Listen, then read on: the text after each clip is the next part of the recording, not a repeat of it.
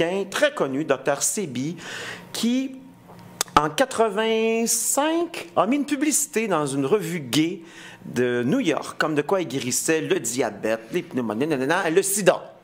Alors là, il y a un groupe de gays qui était choqués. On venait toucher à leur croyance, à leur religion, que le HIV cause là. Alors, ils ont gueulé. Alors, il s'est fait actionner et il s'est ramassé en Cour suprême.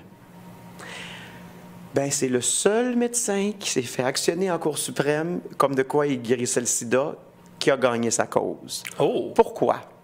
Parce que le juge lui a demandé d'amener un patient pour chaque personne guérie dans sa liste. Ben, il en a amené 70. Il y en a 70 personnes qui étaient... Guéries. Pas nécessairement du sida, mais il y en avait du sida. Okay. Il y en a, je pense, 13 personnes qui ont gagné ça. Alors, ils n'ont pas pu l'emprisonner. Ah. Alors, ils l'ont poigné plus tard à l'aéroport. Ils ont dit, monsieur, vous avez trop d'argent sur vous, vous avez 30 000 $ cash. Alors, ils l'ont entré en prison et il s'est fait empoisonner. Oh. D'après sa fille, qui a donné une entrevue à la radio, qui lui a parlé de vive voix au téléphone, le gars s'est fait empoisonner. Et après, il y a un... Excuse-moi, il faut que je finisse là-dessus. Tu veux entendre ça. Ouais. Hey! Nipsey Nagle. C'est là que tu voulais aller? Je m'en allais là, le rappeur noir. Comment ça, tu sais ça? Ben, parce que je le sais. Ah oui? Oui, il voulait faire un documentaire. de ça. Eh bien, écoute, sais-tu ce qui est arrivé? Oui. Il est mort. Il est mort!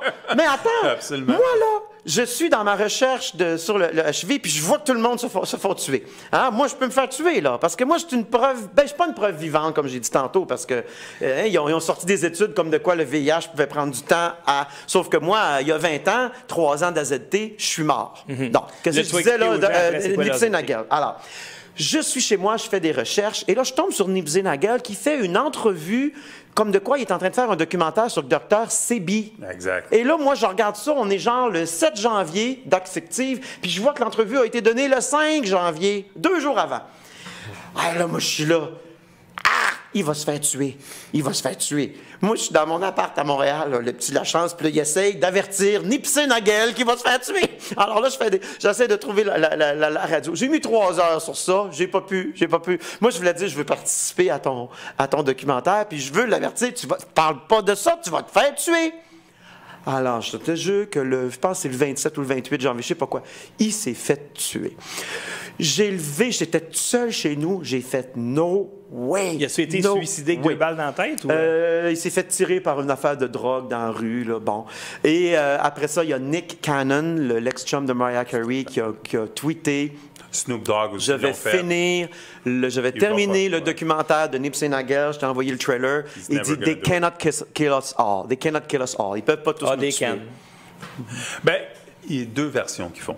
Ils vont tuer ta personne dans le sens on va te tuer ou on va te discréditer à mort. Bon. C'est les 2 manières qu'on fait. Il y en a 3. Quand quelqu'un est dénonce. On discrédite la personne. Il y a 3 coups de batte. Hein? Le docteur Guylaine Langto, elle a un beau tableau dans son Guylaine Langto qui avait écrit la mafia médicale en 1995, qui avait exposé la fraude vaccinale, sida et chimiothérapie. Son livre a été censuré, enlevé des tablettes par le Collège des médecins, et elle a perdu sa licence. Elle le savait déjà.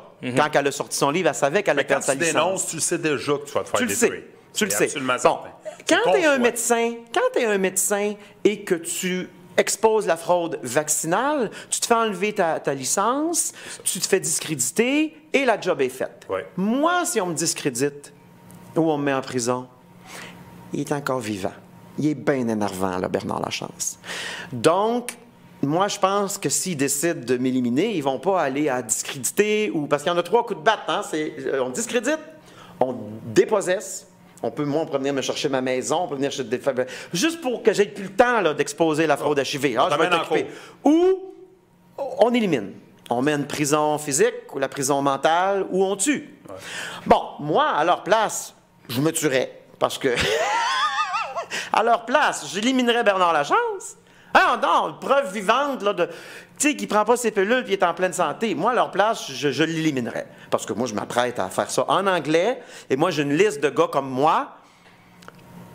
Parce que c'est plus dur à trouver des francophones. Il y en a, j'en connais 4-5. Mais ils ne veulent pas parler. Je ne suis absolument pas suicidaire. Ça change rien. Si vous entendez parler que Bernard Lachance s'est fait suicider, c'est pas moi. Puis si vous entendez que Bernard Lachance est mort du sida, Il est mort empoisonné. C'est ce qu'ils font. Ah ouais. Mais là, minute, là. Parce que là, c'est quoi que ça leur donne, eux autres, là, de dire que le VIH cause de ça? 1 milliard juste au Canada.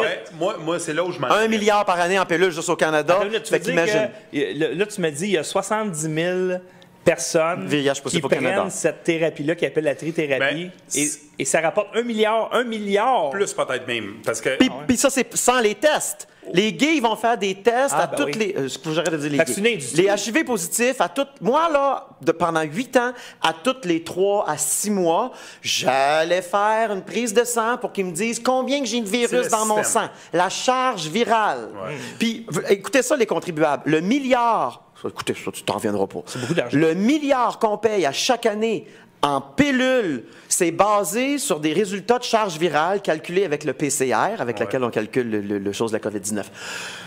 C'est le même. L'inventeur du PCR, qui a reçu un prix Nobel pour l'invention, est sur YouTube en train de crier que le VIH n'est pas la cause du sida. J'en suis absolument certain, dit-il. Oh! Alors, le milliard qu'on paye, basé sur des tests de charge virale faits avec le PCR, on a l'inventeur nobelé du PCR qui nous dit tout est faux. Pourquoi qu'on paye le miracle? Pourquoi qu'on l'écoute? On n'écoute pas le gars qui a un prix Nobel, qui a inventé le test, puis on écoute le petit médecin de famille qui sait même pas que le gars qui a fait le test dit ça.